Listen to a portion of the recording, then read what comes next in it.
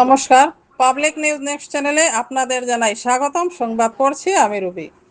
ধলাই বাজার সংলগ্ন দেবীপুর গ্রামের একটি পুকুর থেকে অজিত দাস নামের এক ব্যক্তির মৃতদেহ উদ্ধারের ঘটনায় তীব্র চাঞ্চল্যের সৃষ্টি হয়েছে।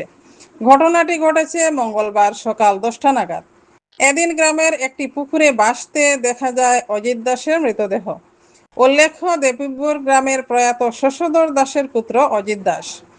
এদিন অজিত দাসের পারিবারিক সূত্রে জানা গেছে, সোমবার বিকেল থেকে তাকে পাওয়া যাচ্ছিল না।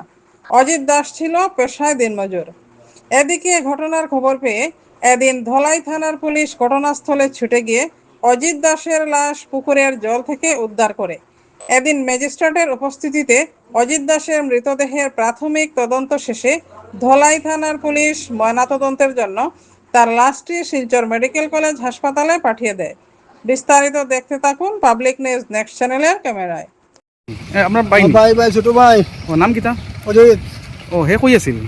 সেও না খেতর খাইতে আসলাম লাগে একবার খামর তো ফটল হয় আর্মিটা কোন দিন গিয়ে পড়ছে নদী পুষ্কর? আজকে রাত্রে মনে হয় এত মনে আমরা জানি না। আমরা অন্য দিন আমরা লাগে মাঠে ডাকে, ও বউর গেছেও ডাকিয়া যায়, আমার গেছেও ডাকে। কালকে আর একবার দেখছি আর ঘরে দেখছি না, তার লগে মাছ কথা শুনছি না। আর তার বয়স কত হইব? বয়স বয়স তো চালি 42 হলা হইব। বিয়া করছে নি? ও বিয়া করিও তো এক খুয়া খুড়ি দুজন আছে। ভুয়া গো বাঙ্গালোর থাকে, আর খুড়ি বিয়া দিলো আর এজন ভুয়া হইতাম কিন্তু তারা আর এখন দেখো কাইয়া ও আমি আইয়ার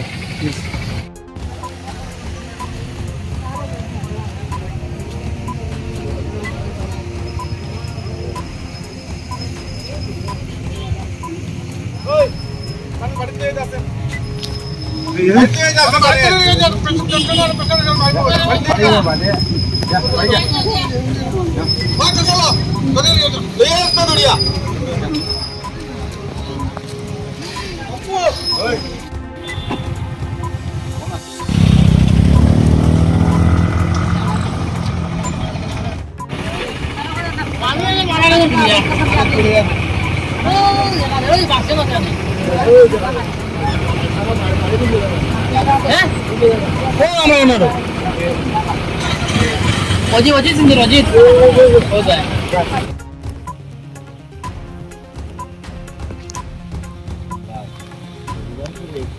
হালকা হাটটা কেন আমরা করব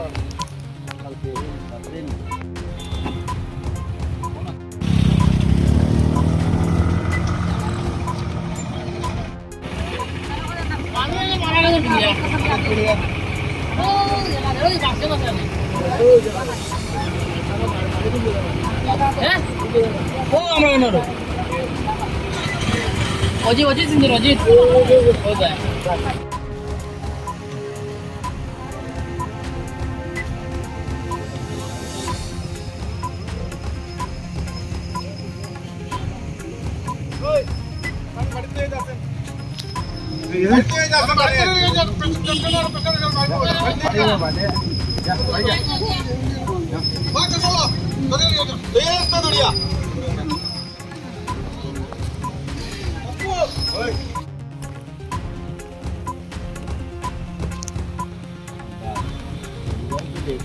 হালকা হাটটা কেন আমরা করব